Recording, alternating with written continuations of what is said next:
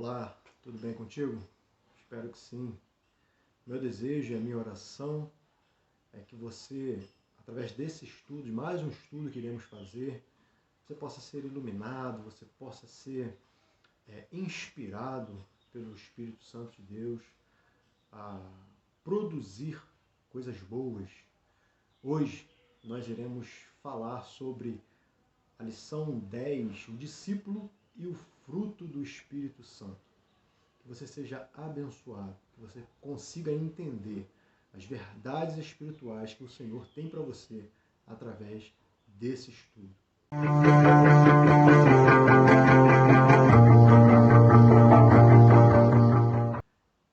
Vamos para a nossa lição. Lição 10, o discípulo e o fruto do Espírito Santo.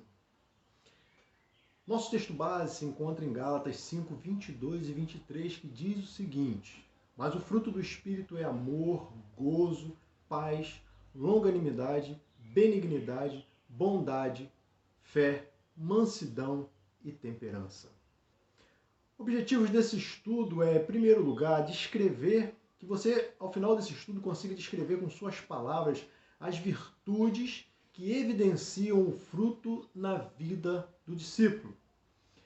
Segundo ponto, que você deseje viver da mesma maneira que Jesus. Na introdução, nós vamos pensar a respeito desse estudo em alguns aspectos. Primeiro, viver como Cristo viveu. É viver sobre a direção do Espírito Santo. É viver da maneira que o Espírito Santo quer conduzir a nossa vida. Rejeitando as nossas vontades, e essas vontades, quando eu falo nossas vontades, não são apenas vontades normais, mas vontades que desagradam a vontade de Deus. Isso nos faz pensar quais são as funções do Espírito Santo em nós e através de nós. O que ele quer produzir na nossa vida e pela nossa vida e através da nossa vida. O Espírito Santo, ele quer, de maneira maior, glorificar o nome do Senhor Jesus. Essa é a maior finalidade do Espírito Santo, é glorificar o nome do Senhor Jesus. Em João 16, 13 e 14, o texto nos diz o seguinte: mas quando vier aquele Espírito da verdade, ele vos guiará em toda a verdade, porque não falará de si mesmo, mas dirá tudo o que tiver ouvido e vos anunciará o que há de vir. Ele me glorificará, porque há de receber do que é meu e vou-lo-á de anunciar. Esse texto, Jesus falando sobre o Espírito Santo que viria após ele. E uma das funções é glorificar a Jesus. Coisa interessante, tudo que o Espírito Santo produz em nós deve ser para a glória de Deus. O Espírito Santo, ele começa a atuar na vida da pessoa na conversão. Ele atua para a conversão. No versículo 8, nesse mesmo capítulo de João 16, vai nos dizer o seguinte: e quando ele vier, convencerá o mundo do pecado, da justiça e do juízo. É o Espírito Santo que convence o homem que ele está em pecado, que existe uma justiça e que existe um juízo. E esse juízo será para aqueles que não se arrependerem dos seus pecados e confessarem o Senhor Jesus Cristo. O Espírito Santo, ele capacita o ser humano a viver uma vida cristã digna, uma vida cristã de acordo com Cristo, de acordo com as verdades do Evangelho.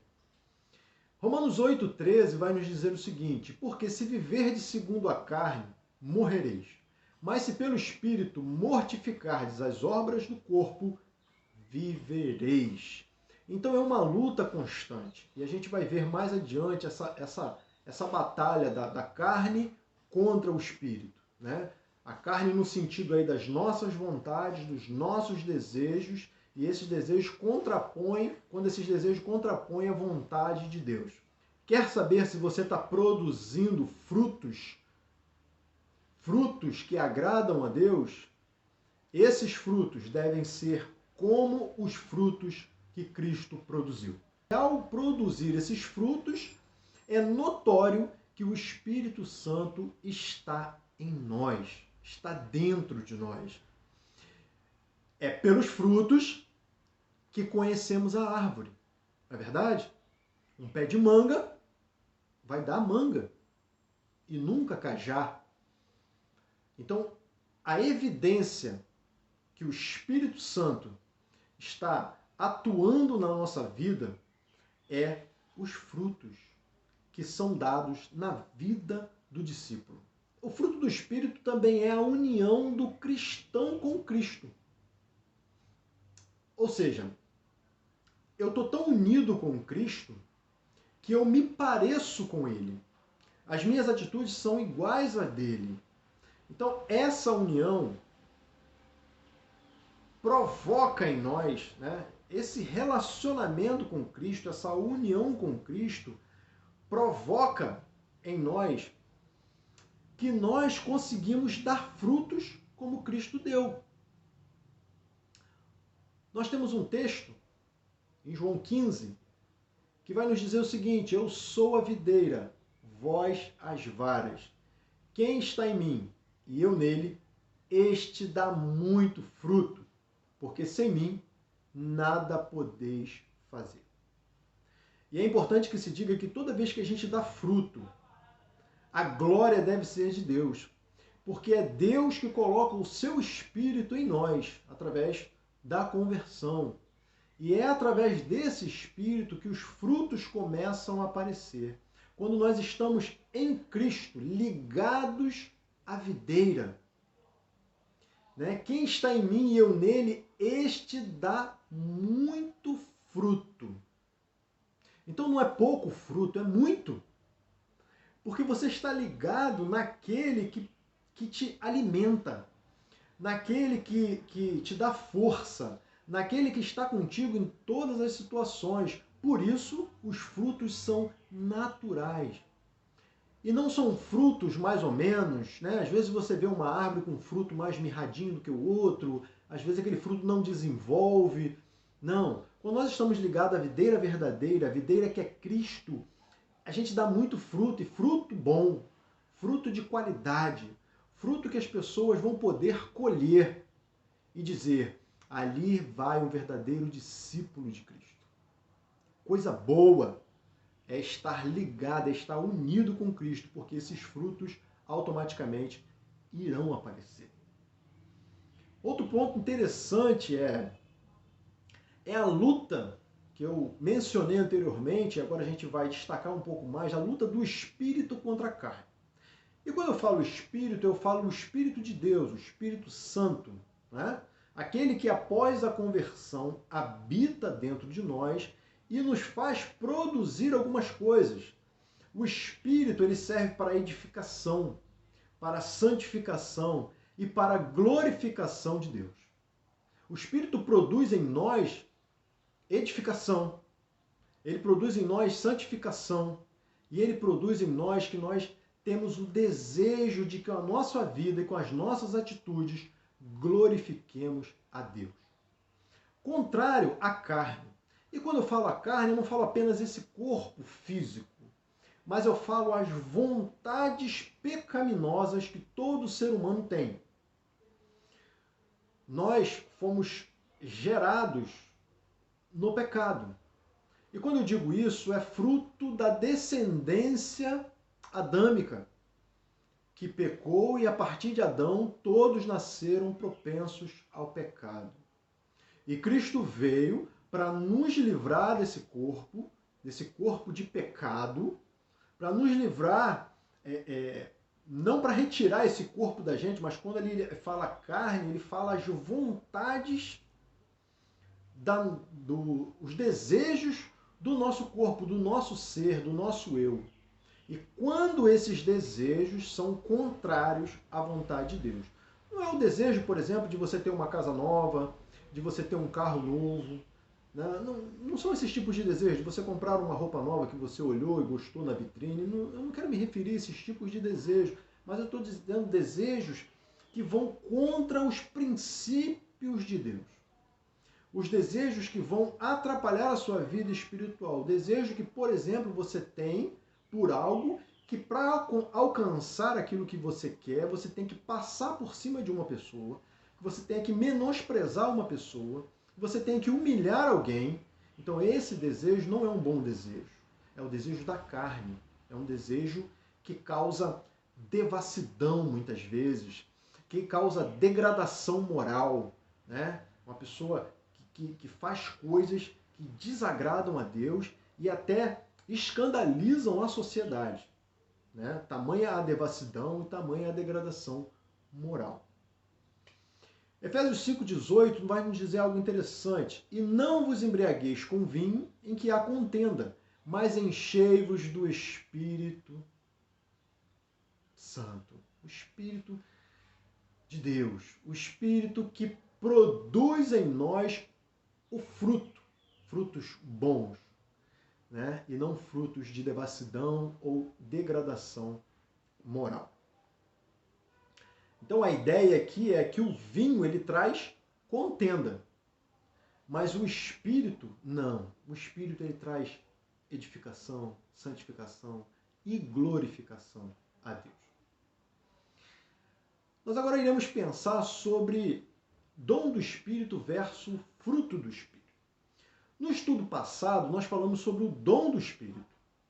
E aí eu não vou entrar muito nesse assunto, porque se você quiser saber um pouco mais sobre o dom do Espírito, volta lá num estudo que nós temos específico para isso, foi o último estudo que nós fizemos, né, aqui no canal. Você vai lá, dá uma olhadinha no dom do Espírito Santo, né, e você vai ter um estudo um pouco mais aprofundado em relação a isso. Então eu quero fazer uma dicotomia aqui, dizer que o dom do Espírito ele não é o fruto do Espírito. Hoje nós estamos falando sobre o fruto do Espírito. O dom é o recebimento do Espírito Santo em sua vida após a sua conversão, né? E que essa conversão seja uma conversão genuína. O fruto é o que vai ser produzido na sua vida através do dom. Entendeu? Vou dar um exemplo para facilitar. O dom, eu coloquei aqui, o dom é saber plantar uma árvore no lugar e no tempo certo. O fruto é o que vai se colher dessa árvore no tempo certo. Então Deus te dá dom, Deus te dá habilidades para que você faça algo e produza frutos naquilo que você foi capacitado para fazer. Outro contraponto aqui que a gente vai fazer, né? Nós falamos um pouquinho sobre a carne, sobre o espírito, e um texto para corroborar o que a gente está falando é Gálatas 5,17, que nos diz o seguinte: porque a carne cobiça contra o espírito, ou luta, e o espírito contra a carne. E estes opõem-se um ao outro, para que não façais o que quereis. Então é uma luta constante entre fazer as coisas de Deus e fazer as coisas que eu desejo, contrapondo isso com as coisas de Deus, passando por cima da vontade de Deus. Isso a gente precisa se preocupar, porque às vezes são coisas que parecem ter um aspecto de coisas boas, mas que na verdade estão deturpando a palavra de Deus. Então, para que eu tenha noção disso, para que eu conheça o que eu estou fazendo e para que eu saiba se o que eu estou fazendo é certo ou errado, eu preciso conhecer a palavra de Deus. Eu preciso estudar. Por isso, o desejo que Deus colocou no meu coração de estar aqui, de estudar, de aprender, de compartilhar com você algo que foi aprendido. Para que você também aprenda e passe isso a outras pessoas. Isso é muito importante. Características dos discípulos carnais, ou do fruto da carne, como nós estávamos falando. Primeiro, a pessoa continua sendo criancinha em Cristo. Ela não cresce, ela não amadurece espiritualmente, ela está sempre ali tomando leitinho. Ela não busca novas fontes, ela não quer conhecer mais, ela continua no básico, né? E quantas coisas se a gente se aprofundar, se a gente buscar, a gente vai encontrar na palavra de Deus. Segundo aspecto, segunda característica do discípulo carnal, né? Ele não pode agradar a Deus. Porque se você não aprende de Deus, você não faz as coisas de Deus. E você não fazendo as coisas de Deus, você não agrada a Deus. As suas atitudes são sempre atitudes voltadas para o eu, voltadas para a carne. Então não pode agradar a Deus. Terceira característica, não tem amor à palavra de Deus. Não estuda a palavra de Deus, não se aprofunda, não quer saber, não quer conhecer. Então essa pessoa não tem amor pela palavra de Deus. Quarta característica, não tem vida de oração, não ora, não busca Deus, não busca um relacionamento com Deus, não busca falar com Deus, não busca agradecer a Deus, não busca interceder pelo outro a Deus, não busca pedir por ele próprio a Deus. Não quer um relacionamento, né? É um crente carnal, é um discípulo carnal. Quinta característica, não testemunha de Cristo habitualmente. Se ele mesmo não fala nem com Cristo, né, não fala nem com Deus, não vai falar de Jesus para outras pessoas. Sexta característica, seu louvor não agrada a Deus. Aquilo que sai da sua boca, muitas vezes uma canção que ele entoa, não produz no seu coração frutos. Então isso não está agradando a Deus, é algo que sai da boca para fora, uma repetição de algo que ele ouviu, gostou, mas algo que ele não pratica. Então não agrada, o seu louvor não agrada a Deus. Sétima característica, não pensam nas coisas que são eternas, mas apenas nas que são terrenas. Pensa sempre que vai ficar para aqui nesse mundo. Tem pessoas que acham que vão ficar aqui para sempre, né? O cristão não. O discípulo de Cristo, ele entende que existe uma vida para além desta vida. Uma vida eterna que iremos estar com Deus. Por isso, devemos pensar nas coisas que são do alto, as coisas que são de Deus, as coisas que agradam a Deus. É claro, mas alguém pode me perguntar, mas irmão Leonardo, como será isso? Eu tenho que pensar na minha casa, no meu carro, nos bens que o Senhor me deu para cuidar? Sim, pensar aqui está no sentido de colocar em primeiro lugar, colocar o seu coração nessas coisas, dar prioridade às coisas. Então, tem que dar prioridade às coisas do reino, às coisas de Deus, e não às coisas da terra. Por exemplo, você tem um carro e você não empresta ele para ninguém, seja em qualquer situação que possa acontecer. Às vezes a pessoa está passando mal, então você está pensando no seu bem, né? no seu carro, nas coisas materiais, esquecendo das coisas eternas, esquecendo que pessoas são mais importantes do que bens, né? E por aí vai. Oitava característica, não morreram para o pecado, ou seja, pecam frequentemente e se agradam naquele pecado. Né? Pecar, todos nós continuaremos pecando, mas nós não nos envolvemos porque queremos. Acontece de pecar, e não é um pecado voluntário, é involuntário. Né? Mas o discípulo carnal não. Ele não morreu para o pecado, ele quer pecar, ele continua pecando porque quer, e não por descuido. Nona característica, não negam a si mesmo, nem tomaram a sua cruz para seguir a Cristo, ou seja, eu primeiro, depois Cristo. A prioridade sou eu. Cristo vem em segundo plano. Muitas vezes a gente tem que negar as nossas vontades. Né? A partir do momento que você confessa a Cristo, muitas vezes você vai ter que negar as suas vontades para fazer a vontade de Deus. 10ª característica, não se consagram a Deus. Consagrar é se dedicar mais, é buscar mais a Deus, é se separar para fazer a vontade de Deus. 11ª característica, se atraem pelas coisas do mundo. Ou seja, as coisas que estão no mundo são muito atraentes, isso é verdade. Então essas pessoas ficam atraídas por essas coisas e se esquecem das coisas de Deus. Não é você ter as coisas do mundo. Né? Claro que a gente vive no mundo, a gente precisa de coisas que estão no mundo.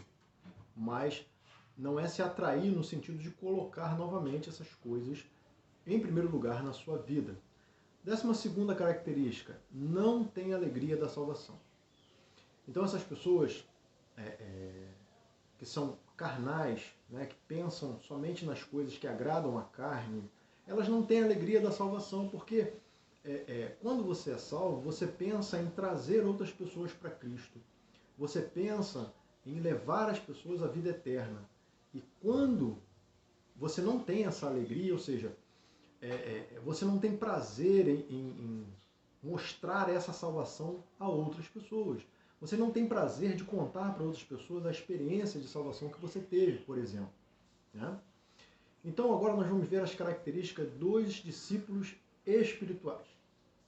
Bom, a primeira delas é o amor, né, que o texto acima, o nosso texto base, lembra dele? Vai falar. Só que esse amor, ele tem alguns aspectos, né? E nós vamos pensar aqui no amor ágape, que é o amor de Deus pela humanidade, que a sua expressão máxima está em Jesus Cristo, morrendo pelos pecadores, o justo pelos injustos. Um amor que não é egoísta, que não é egocêntrico, que ama os inimigos, como é difícil, né? Amar aquele que nos maltrata. A segunda característica do discípulo espiritual é a alegria, a satisfação de viver no Senhor, independente das circunstâncias. A alegria da esperança da vida eterna em Deus. O discípulo pode experimentar alegria em meio à tristeza. Alegrai-vos na esperança, sede pacientes na tribulação, perseverai na oração.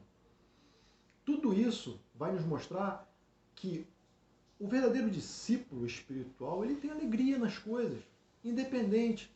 Ah, mas aconteceu uma morte na família, eu estou alegre porque morreu alguém na família. Não. Mas a sua alegria não se desfaz porque a alegria dele está no Senhor, não é um momento. Né? Porque se a gente basear a nossa alegria no momento, essa alegria se desfaz dependendo do momento que a gente vive. Mas a gente é alegre porque a gente está em Cristo. Então, essa alegria de salvação, essa alegria de vida eterna, essa esperança que nós temos é estar com o Senhor. Terceira característica é a paz. Paz, ela é uma serenidade, calma, força, uma tranquilidade e quietude de espírito, na alegria ou na tristeza. Também, como a alegria, a paz, ela independe da circunstância. O discípulo, ele pode até perder a paz momentaneamente, mas logo recupera através da confissão dos pecados, da oração, da leitura da Bíblia. Ele recupera essa paz. E não é uma paz comum. É uma paz que vem do Senhor. Em João 14, 27, Jesus diz assim: deixo-vos a paz, a minha paz vos dou. Não vou-la dou como o mundo a dá. Não se turbe o vosso coração, nem se atemorize. Jesus está dizendo, a minha paz é diferente da paz do mundo. A paz de espírito é diferente da paz carnal. Muito diferente. É uma paz que permanece. É uma paz que está baseada no seu relacionamento com Cristo. Quarta característica é a longanimidade. Longanimidade é ser paciente, também na provação. Aquele que não responde, não revida apressadamente a um mal feito por alguém. É ter paciência com as pessoas e suas falhas, fraquezas, ignorâncias, demoras e pecados. Quantas e quantas vezes nós pensamos, né, nós lidamos com pessoas que têm as suas falhas, têm suas fraquezas, e a gente precisa ser pessoas ignorantes, e a gente precisa aprender a lidar com essas pessoas, a ser paciente com essas pessoas, né, a ser longânimo com cada uma delas. É fácil? Não é fácil, é muito difícil, mas é algo que precisa ser produzido em nós, é um fruto que precisa ser gerado em nós através do Espírito Santo. Quinta característica é a benignidade. Benignidade está relacionado com amabilidade, brandura, compaixão e misericórdia. Devemos ser benignos como Deus é, sem fazermos distinção. Muitas vezes a gente começa a fazer distinção, né? Eu vou ser bom com quem é bom comigo. Não. Nós temos que ser bom com todas as pessoas, indistintamente. Porque quando Jesus veio para morrer pelo pecado da humanidade, ele morreu por todos, pelos bons e pelos maus.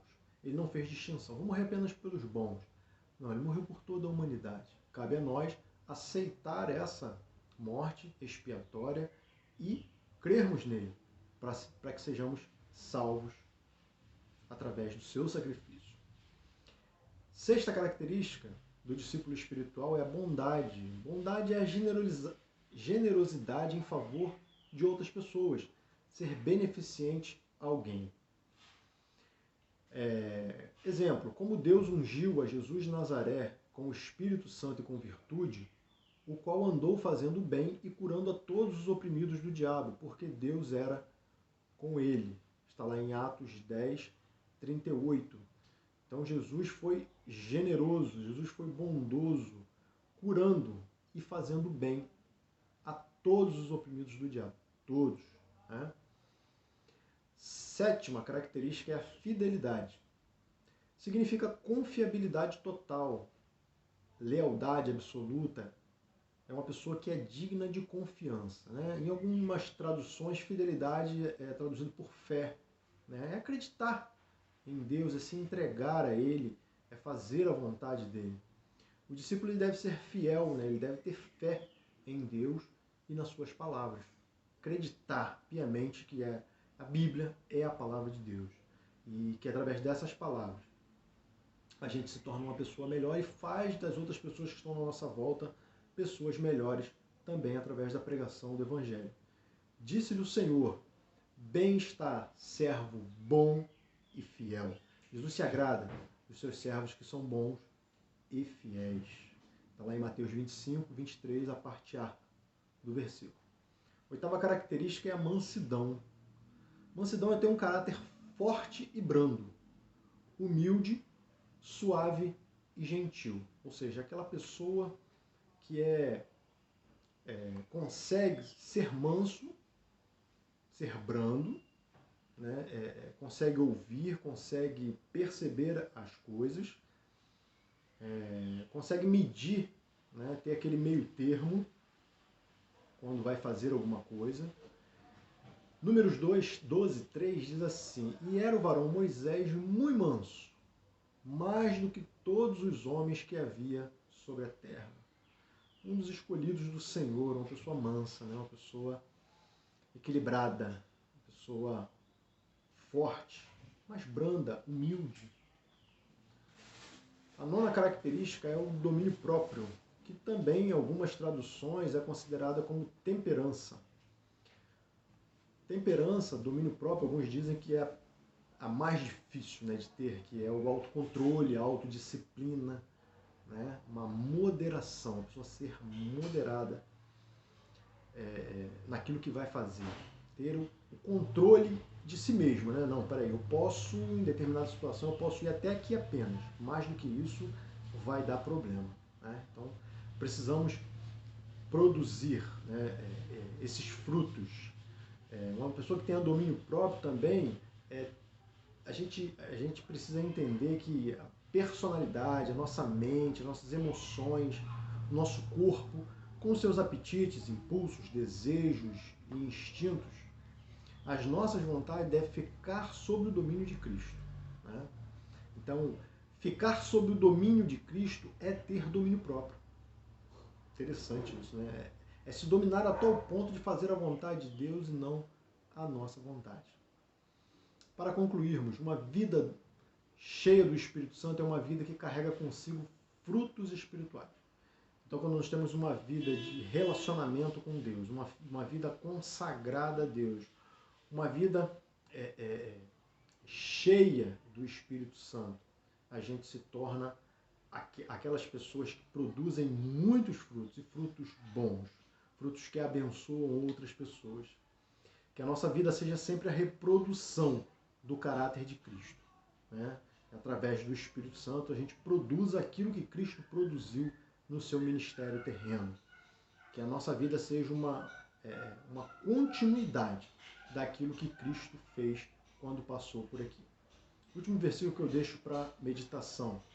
Gálatas 2:20, a parte A apenas, diz assim: já estou crucificado com Cristo, e não vivo mais eu, mas Cristo vive em mim. Deus abençoe a sua vida, te faça entender mais esse estudo da sua palavra. Que você produza muitos frutos espirituais, sempre para a honra e para a glória do nosso Deus. Deus abençoe, em nome de Jesus. Amém.